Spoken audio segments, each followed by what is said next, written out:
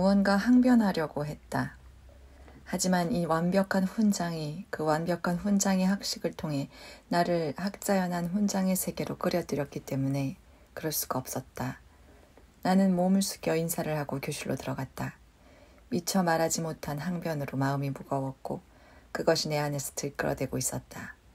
아이들은 그야말로 난장판이었다. 이제 조금만 있으면 영원히 한마디도 할 수 없게 되기라도 하는 것처럼 아이들은 정신없이 소리를 질러대면서 닥치는 대로 아무 자리에나 앉아 있었다. 선생이 어떻게 교단 위에 올라가 있는 건지도 알 수가 없었다. 교무실에서 값이 내렸다는 중요한 생각을 표명했던 바로 그 창백하고 슬퍼 보이던 교사였다.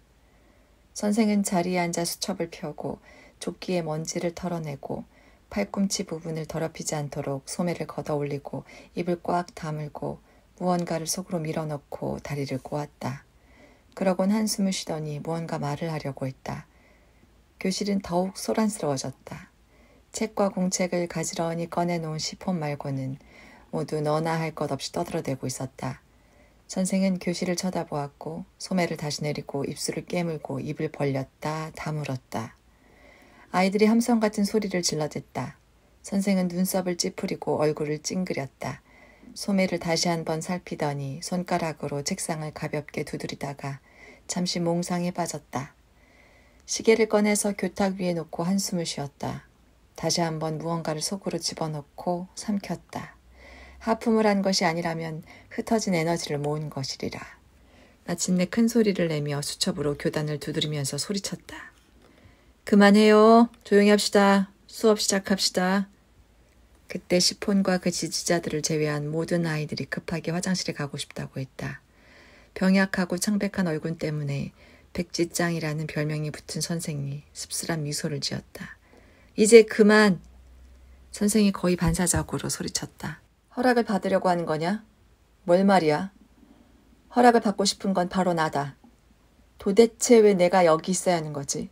모두 자리에 그대로 있어라. 아무도 내보내지 않을 테다. 미엔탈스키와 봅스코브스키는 벌로 방과 후에 남아야 한다. 누구든지 입을 열면 후회하게 될 거야. 이때 7명쯤 되는 아이들이 이런저런 병 때문에 수업 준비를 할 수 없었다는 증명서를 제출했다. 4명은 머리가 아프다고 했고 1명은 피부에 뭐가 났다고 다른 1명은 오한이 들고 경련이 온다고 말했다. 그래! 백지장이 부러운 듯이 말했다. 그런데 말이야. 내 의지와는 상관없는 이유 때문에 내가 수업 준비를 못했다는 증명서는 왜 아무도 안 주는 거지? 왜 나는 경련이 일어날 권리가 없는 거냐고. 어? 그래. 그럴 권리를 달란 말이다. 어째서 나는 경련이 나면 안 되고 일요일 빼고는 언제나 매일같이 여기 있어야 하는 거지? 이제 그만해. 이건 다 가짜 증명서고 너희들은 꾀병을 앓고 있는 거야. 내가 아주 잘 알지. 모두 자리에 그대로 있어. 하지만 가장 약삭 빠르고 말이 많은 학생 3명이 교단으로 와서 유대인과 새들에 대한 우스운 이야기를 하기 시작했다. 백지장이 귀를 막으며 신음소리를 냈다. 안 돼. 안 돼. 이건 안 돼. 얘들아, 그만해라. 나를 시험하지 마. 우린 수업이 있지 않니?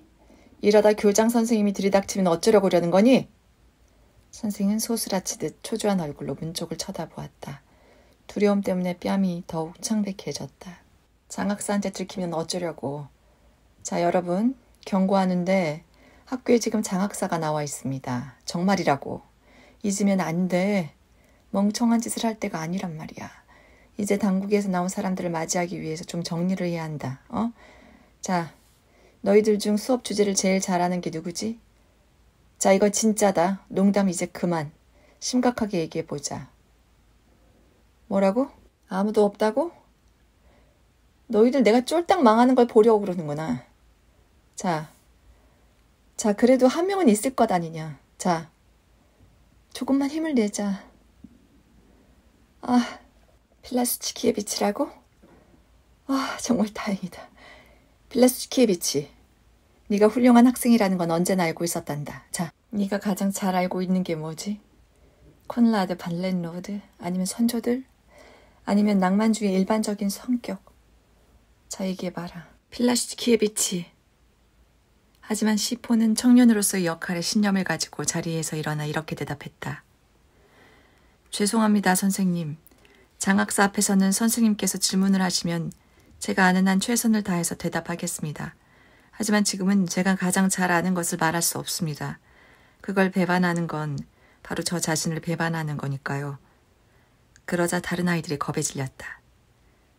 시폰, 너 우리가 망하는 걸 보려고 그러는 거지? 말해봐, 시폰. 좋아. 필라스츠키에비치. 백지장이 다정한 목소리로 말했다. 왜 말하지 않는 거지? 우리끼리잖니. 자, 말해보렴. 필라스츠키에비치. 설마 내가 망하거나 너희들이 망하는 걸 바라지는 않겠지. 공개적으로 말하기 싫으면 조그맣게 말해보렴. 죄송합니다, 선생님. 시폰이 대답했다. 눈꽃만큼도 타협할 수 없습니다. 전 타협을 모르는 인간이니까요. 저 자신을 부정할 수도 없고 배반할 수도 없습니다.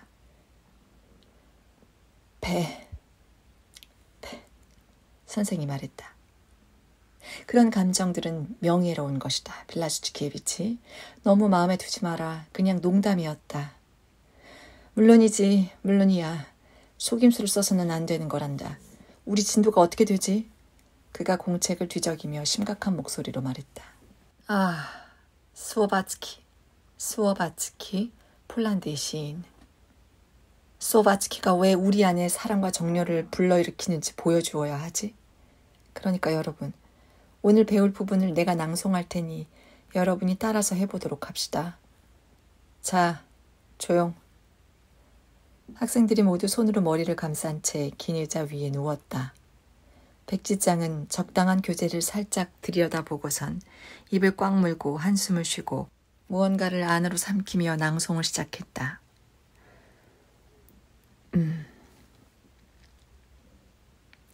그러니까 어째서 스워바츠키가 우리에게 정열과 사랑을 일깨우는가. 스위스에서라는 제목이 붙은 놀라운 천사의 노래 같은 시를 읽으면서 우리는 어째서 시인과 함께 눈물을 흘리는가. 왕의 정령이라는 영웅적이고 힘찬 시구를 들으면서 어째서 우리는 벅찬 흥분에 휩싸이는가. 그리고 어째서 우리는 발라디나의 매력과 위험에서 빠져나올 수 없는가. 그리고 릴라 베네다의 호소가 화음을 이루며 울려 퍼질 때 어째서 우리 마음은 갈갈이 찢어지는가. 또 어째서 우리는 언제라도 불행에 빠진 왕을 구하기 위해 달려가고 날아갈 수 있는가. 응? 왜 그런 거지, 여러분? 그것은 바로 스워바츠키가 위대한 시인이기 때문이다. 바우키에비치. 자, 어째서인지 말해봐라. 내 말을 따라해봐. 어째서 그렇지? 어째서 우리는 사랑을 느끼고 열정을 느끼고 눈물이 흐르고 가슴이 흥분되고 달려가고 날아가는 거지? 왜 그런 거냐, 바우키에비치. 나는 마치 핑크가 말하는 것을 듣고 있는 것 같았다. 봉급이 더 낮고 장래가 더 어두운 것만 빼면 말이다. 위대한 시인이니까요. 바우키에비치가 대답했다. 다른 아이들은 칼로 의자를 파고 있었고 또 어떤 아이들은 종이를 아주 작게 뭉쳐서 잉크병에 던지고 있었다.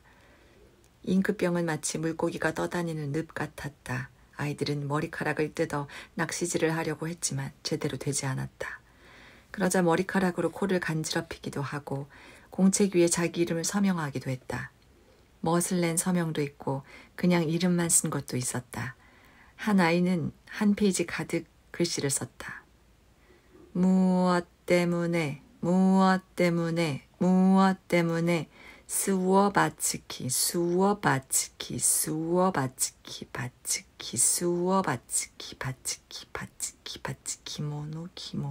모노 프리다미.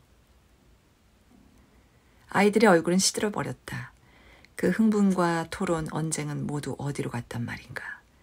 시폰은 완전한 상태에 이르기 위해서 노력해야 하고 개별적으로 훈련해야 한다는 자기의 원칙을 부정하지 않기 위해서 진정 젖먹던 힘까지 정신력을 다 동원해야 했다. 그는 잘 해냈고 결국 그 힘겨운 노력은 바로 정신력의 징표로서 힘의 근원이 되었다. 다른 아이들은 손 위에 언덕을 그리고 골짜기를 그렸다. 들판이여, 나의 들판이여. 선생은 한숨을 쉬며 무언가를 삼켰고 손목시계를 쳐다보면서 말했다. 위대한 시인이란 말이다. 그걸 기억해야 한다.